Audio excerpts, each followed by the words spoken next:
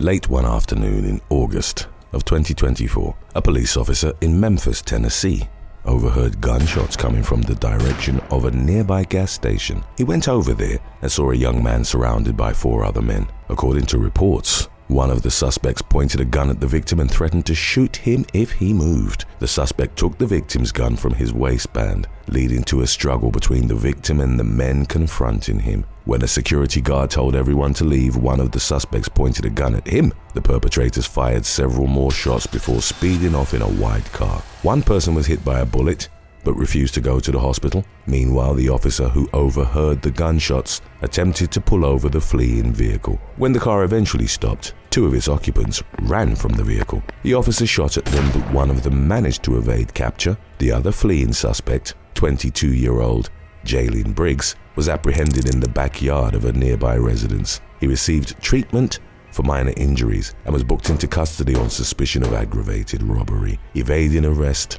on foot, and 2 counts of aggravated assault. In a surprising twist, the charges were dropped after key witnesses failed to appear in court to provide testimony, despite being subpoenaed. In a statement, the Shelby County District Attorney's Office included a reminder that a dismissal does not prevent them from continuing to investigate or pursuing a case in the future by taking it before a grand jury. Number 10. Melody Sasser. In April 2023, federal investigators in the U.S. received a tip from foreign law enforcement about the attempted murder for hire of an American citizen on the dark web. Someone had paid nearly $10,000 in Bitcoin to a website called the Online Killers Market for the murder of a woman who lived in Prattville, Alabama. They had provided the website with the targeted victim's home and work addresses, license plate number, and a photo, along with a request for the murder to seem random or an accident. The person ordering the hit apparently didn't realize that murder-for-hire sites on the dark web are typically scams. In addition to taking a person's money, the people who run these sites often pass information along to law enforcement about the requests they receive. Investigators traced the request to 48-year-old Melody Sasser of Knoxville, Tennessee. The intended victim, Jennifer Wallace, was the wife of a man that Sasser had been stalking for at least several months. Sasser had met the victim's husband, David Wallace, on Match.com in 2020. The two became hiking buddies, but it's unclear whether they ever had a romantic relationship. During the fall of 2022, Sasser found out that David had moved to Alabama with Jennifer, who was his fiancée at the time. Instead of congratulating the couple on their recent engagement, Sasser said, "I hope you both fall off a cliff and die." She proceeded to show up at the couple's house unannounced, stalked them through a fitness app they used, and is suspected of keying Jennifer's vehicle and making threatening phone calls. Sasser turned to the dark web for a hitman in January 2023. After making her initial request and payment, she continued interacting with the site administrator over a 2-month period, often expressing her frustration over how long it was taking for the hit to be carried out. In June of that year, a grand jury indicted Sasser on a federal charge of using interstate commerce facilities in the commission of murder for hire. While searching her home, law enforcement found a handwritten list of other dark web murder-for-hire websites, along with a log detailing her communications with the online killers market. Sasser pleaded guilty as charged and was sentenced to over 8 years in prison, followed by 3 years of supervised release. Number 9. Brett Detamore. 38-year-old businessman Brett Detamore vanished one morning during the summer of 2023 after leaving his home in West University Place, Texas. After his wife reported him missing, the police found his burned-out truck in a public park. The vehicle had been intentionally set ablaze. A few days later, Detamore contacted his family from a San Antonio bus stop, where he was found disheveled but unharmed. By then, law enforcement had begun to suspect that he had not met with foul play like it had seemed at first glance. At the time of his disappearance, Detamore was facing multiple fraud lawsuits relating to his custom home building business. In the months following his short-lived vanishing act, more lawsuits were filed. In October 2023, a former project manager for Detamore's company named Sergio Moreno sued him for fraud and slander Moreno told Click 2 Houston that his former boss's problems started when vendors and subcontractors began complaining that they weren't getting paid. The company's checks were bouncing, and it became increasingly difficult to obtain payment for goods and services. One lawsuit alleges that Detamore failed to pay a $41,000 bill for supplies. Moreno is suing Detamore for firing him based on bogus misconduct allegations, while another plaintiff is accusing him of failing to build their dream home and leaving the construction site in disarray. When the first lawsuits were filed, law enforcement was already investigating Detamore for multiple fraud complaints. In August of 2024, federal authorities charged him with wire fraud. He pleaded guilty just weeks later and is currently awaiting sentencing, which is scheduled for November. The convicted fraudster is facing up to 20 years in prison, along with a fine of up to $250,000, and has already agreed to pay $1.5 million in restitution to his victims. Detamore was never criminally charged in connection with the suspicion that he faked his disappearance, despite the enormous amount of resources that were expended on law enforcement's efforts to find him. Number 8. Wendy Stone. In August of 2024, 63-year-old Wendy Stone of Rochester, New York, was accused of failing to notify anyone of her live-in boyfriend's death and keeping his body in their home for months while she stole his Social Security money. Stone's boyfriend, 66-year-old Kenneth Chrisman, died in late December of 2022. With the help of her 24-year-old son Cody James Stone, Wendy allegedly moved Chrisman's body to their basement, where she wrapped it in plastic and placed it in a recycling bin. To mask the odor of decomposition, she occasionally poured bleach onto her deceased partner's remains. Stone allegedly used Chrisman's government benefits on purchases at stores and restaurants and withdrew cash from ATMs, siphoning his account to the tune of nearly $8,000 over a 9-month period. During that time, she listed Chrisman as a household member when she renewed her food stamp benefits, resulted in more than $1,000 in overpayments. She also continued to collect her own Social Security benefits. Following an investigation, federal authorities charged Stone with theft of government funds, aggravated identity theft, and making a false statement to obtain Social Security benefits. If convicted as charged, she could face up to 10 years in prison and a fine of up to $250,000. Both Wendy and Cody Stone are facing a state charge of unlawful concealment of a corpse.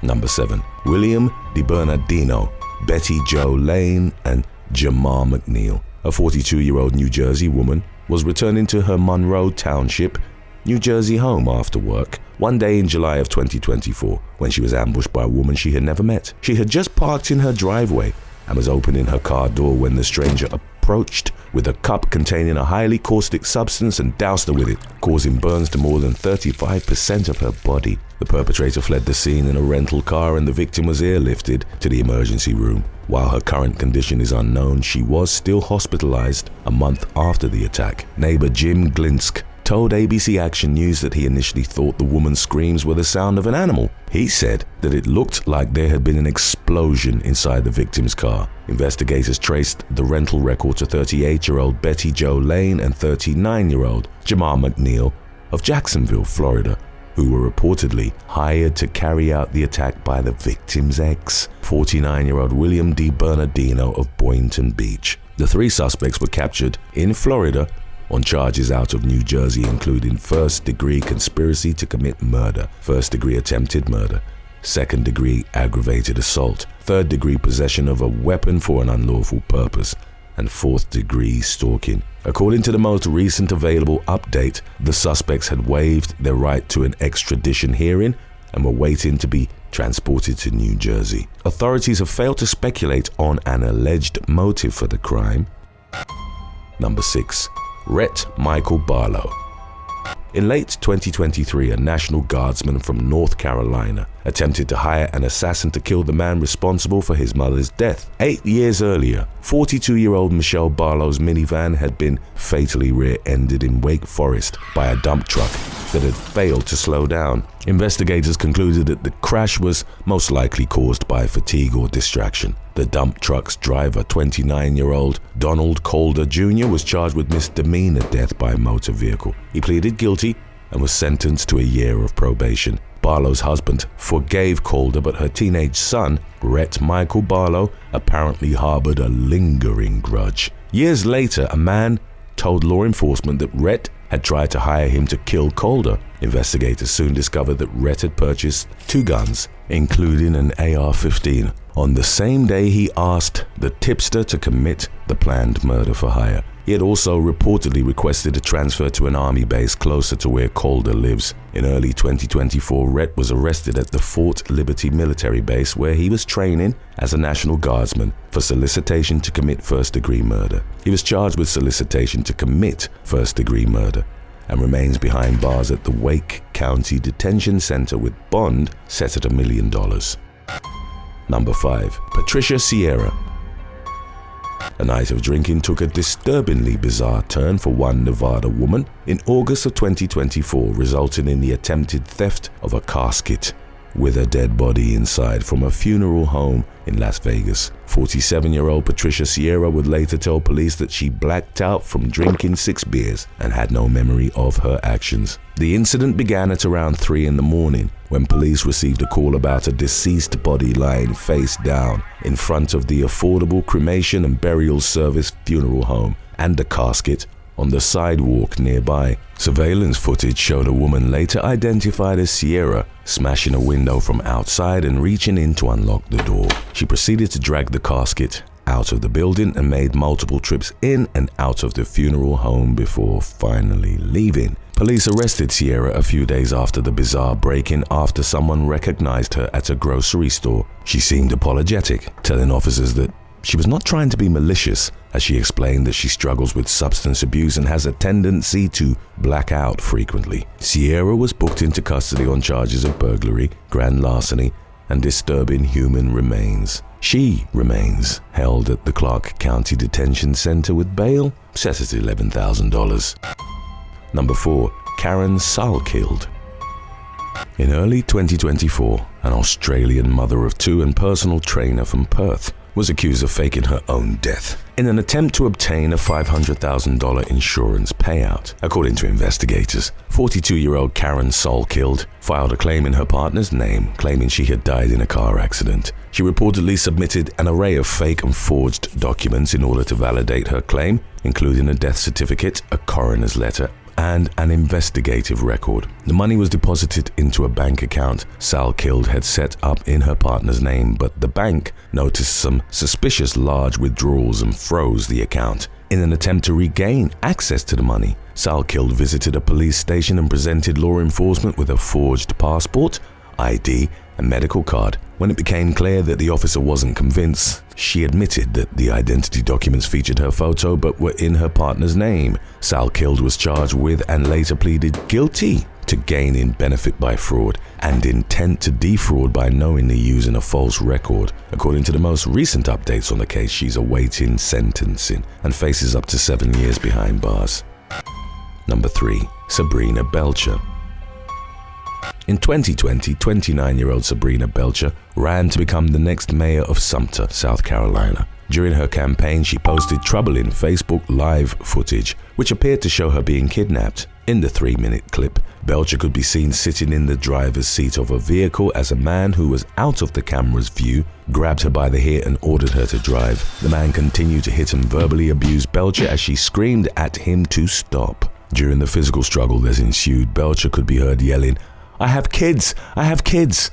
as her attacker struck her in the midsection with a metal bat. The video ended with the man smashing Belisle's car windows and dragging her out of the vehicle. Belisle went to the police, who discovered evidence that she may have staged her own kidnapping. The man in the video, 34-year-old Christopher James Eady, reportedly told investigators that Belisle had hired him to carry out a fake attack in a bid to garner sympathy and attract votes. Furthermore, the pair were accused of trying to implicate one of Belisle's political rivals in the fake abduction, but the poorly executed scheme only drew negative attention to Belisle, who lost the election. In 2021, she pleaded guilty to felony counts of criminal conspiracy and filing a false police report. She received a suspended 3-year sentence along with 3 years of probation and 80 hours of community service. Today's topic was requested by Life with the Kids 1250 and Sean Delap 8587. If you have any other topics you'd like to learn about, subscribe and let us know in the comments section below. Number 2. Dariel Wilkerson. U.S. Marshals were searching high and low for a wanted fugitive at a home in Memphis, Tennessee in August of 2024 when he suddenly came crashing through the ceiling. 20-year-old Dariel Wilkerson was suspected of participating in the murder of 27-year-old Troy Cunningham, who had been shot dead in the street 4 months earlier. A warrant was issued for Wilkerson's arrest on a first-degree murder charge, and a multi-agency fugitive task force spent months locating the suspect before narrowing their sights on the home of a relative. As law enforcement surrounded the residence, Wilkerson hid in the attic in a last-ditch effort to evade capture. By the time Wilkerson was apprehended, 2 other suspects in Cunningham's murder had been arrested and were in custody. Wilkerson was unharmed after falling through the ceiling despite crash landing on the kitchen floor, and was booked into custody on suspicion of murder, reckless endangerment with a deadly weapon, tampering with or fabricating evidence, reckless driving, burglary of a vehicle, theft of a firearm, evading arrest, and more.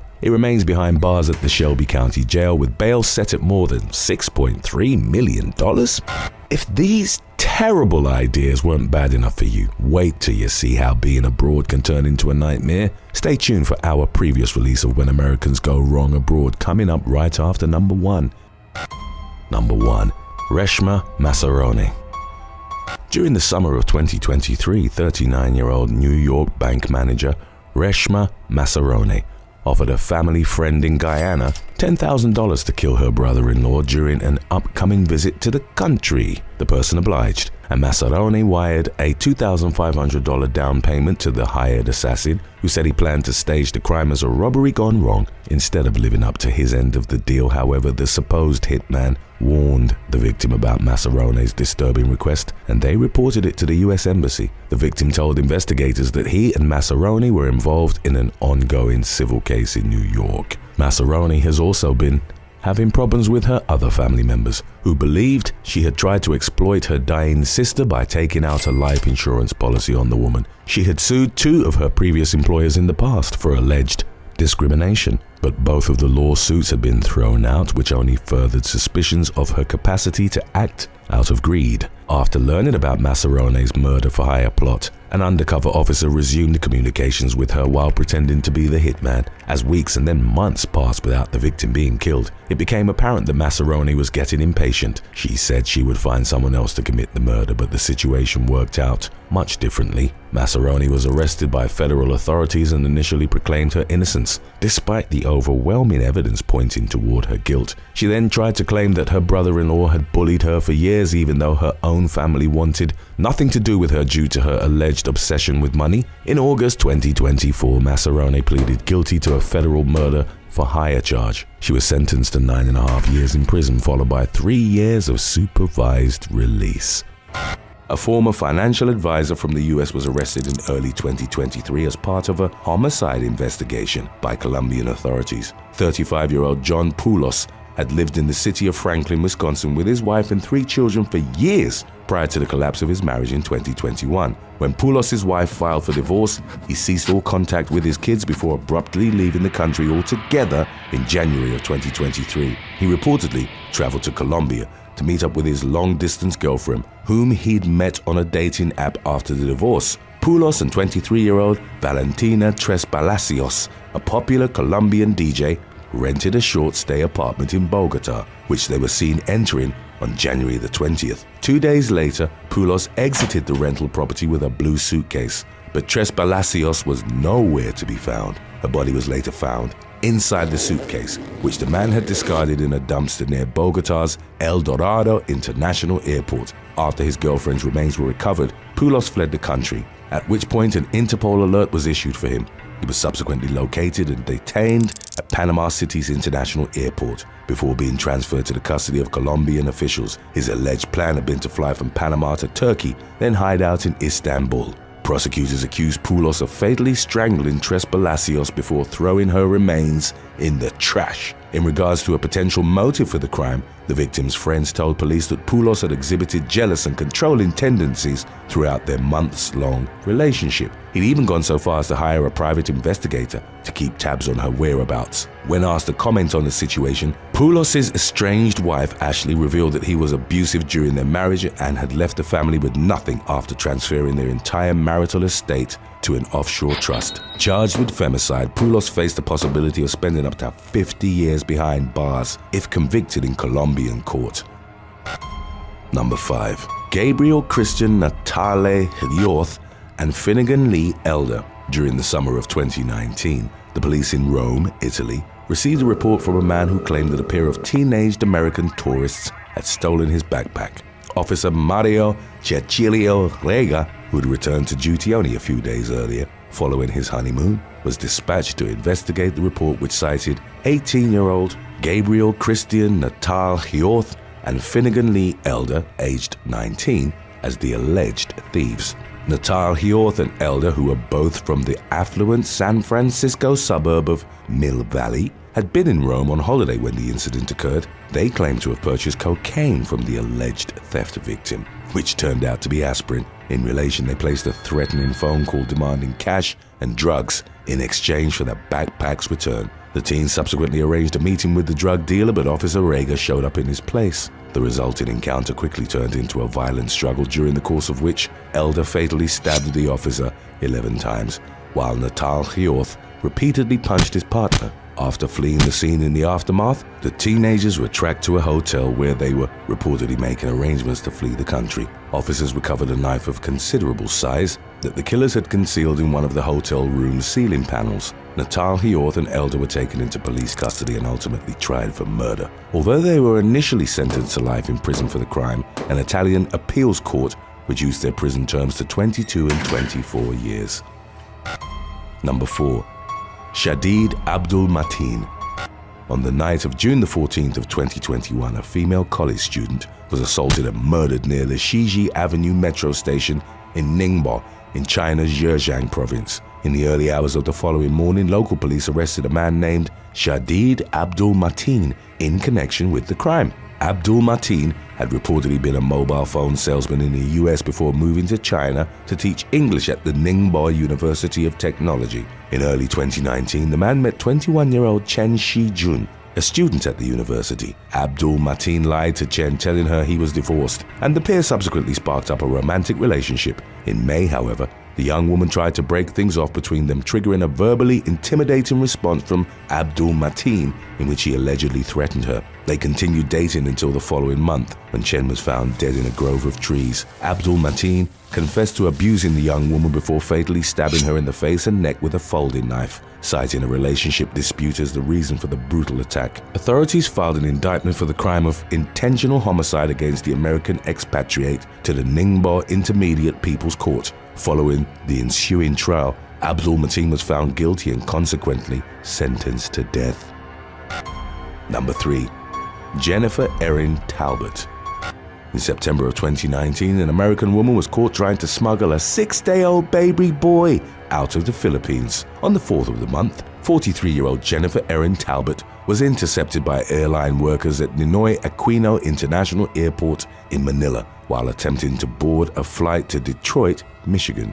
Although she was able to pass through the airport immigration counter without declaring the newborn, who was hidden inside a sling bag, Talbert's good fortune ran out when she reached the boarding gate. The mother of 5 was unable to produce a passport, boarding pass, or government permits for the child, and she was subsequently arrested by immigration personnel. In official law enforcement documents, Talbert was accused of brokering an illegal adoption with Maricris Dulap, a teenage girl from the Philippines. The pair met online before Talbert flew to Davao to await the child's birth. Following her arrest, Talbert presented authorities with an affidavit allegedly from Dulap giving consent for the baby to travel to the US. However, the baby's mother hadn't provided a signature, nor had the child been granted government travel approval. Talbert was charged with human trafficking, while Dulap and the child's father were also charged under a child protection law. Meanwhile, the newborn was taken into the custody of the Department of Social Welfare. Talbert, originally from Ohio, had reportedly been living in the suburbs of Salt Lake City, Utah, prior to her arrest. Although her sentence hadn't been publicly announced as of the most recent updates, her criminal charges carry a maximum penalty of life in prison. Number 2. Shayan Kacim. A 29-year-old American expatriate was criminally charged in the UAE after posting a parody video online, mocking the nation's youth culture. According to his family, Shayan Kacim, originally from Woodbury, Minnesota, had moved to Dubai to work for PricewaterhouseCoopers after graduating college in 2006. However, his life abroad turned upside down in October of 2012 when he uploaded a mock documentary filled with biting social commentary. The video reportedly depicted a fictional Satwa combat school referencing the Satwa G, a derisive moniker given to suburban Dubai teens from Al Satwa, who are known to talk tougher than they really were. In the 19-minute clip, the combat school students were taught to throw sandals as weapons and call for backup on social media when under attack. As a consequence, for the sarcastic but harmless video, Kacim was arrested and charged with endangering state security. The man was further accused of violating Article 28 of the new UAE legislation aimed at governing internet usage and mitigating cybercrimes. He was sentenced to a year behind bars plus a fine of $2,700. In June of 2013, Kacim was transferred to Al Watba prison in Abu Dhabi, where he was held along with other unnamed foreigners who participated in the creation of the video. Following his release, he returned to the US in 2014, at which point he publicly directed scathing criticism towards UAE authorities. Kacim condemned the country for trying him in a textbook kangaroo court before convicting him without any evidence. Number 1. Heather Mack and Tommy Schaefer. Between January of 2004 and June of 2013, law enforcement in Cook County, Illinois responded to the home belonging to Sheila Von Weiss Mack in relation to 86 separate domestic incidents involving her and her daughter Heather. They had a contentious relationship fraught with theft and violence, including altercations that left Von Weiss Mack with broken bones. The mother and daughter were at odds, in part because of Heather's relationship to Tommy Schaefer, an unemployed rapper who went by the stage name Tommy EXX, whom she'd met at Oak Park and River Forest High School. Von Weiss Mack thoroughly disapproved of Schaefer, so she sold their house and moved with Heather to the Gold Coast Historic District of Chicago. In spite of the increased distance between them, Heather continued seeing Schaefer and eventually became pregnant with his child. Court records indicated that Von Weiss Mack had forced her daughter to terminate pregnancies on 2 separate occasions in the past. She attempted to obtain a power of attorney over Heather in order to force a 3rd abortion. In August of 2014, while they were still waiting on blood tests to confirm the teen was actually pregnant, the mother and daughter went on a trip to Bali, Indonesia. Unbeknownst to Weiss Mack, Heather used her credit card to purchase a plane ticket to Bali for Schaefer as well. Although he later claimed to have gone on the trip to hash things out with his girlfriend's mom, Schaefer was seen arguing with her in the lobby of the St. Regis Hotel in Nusa Dua shortly after his arrival. Later that night, the young man allegedly killed Von Weiss Mack with a metallic blunt object in their hotel room. He and Heather subsequently stuffed the woman's body in a suitcase, which they placed in the trunk of a taxicab outside the hotel. A security guard noticed blood on the suitcase, which led to the discovery of Von Weiss Mack's remains inside. Police caught up with the killers at a nearby motel a short time later. Despite claiming that the victim had actually been killed by a group of robbers, the couple were arrested. Both Heather and Schaefer were charged with premeditated murder, for which they faced a potential punishment of death by firing squad. However, in April of 2015, following criminal proceedings in Indonesian court, Heather was sent to prison for 10 years and Schaefer for 18. During sentencing, the judge admitted to being somewhat lenient because Heather had just recently given birth to the couple's child. Thanks for watching. Between Putin and Kim Jong-un, who would you least like to get in the ring with for a boxing match and why? Let us know in the comments section below.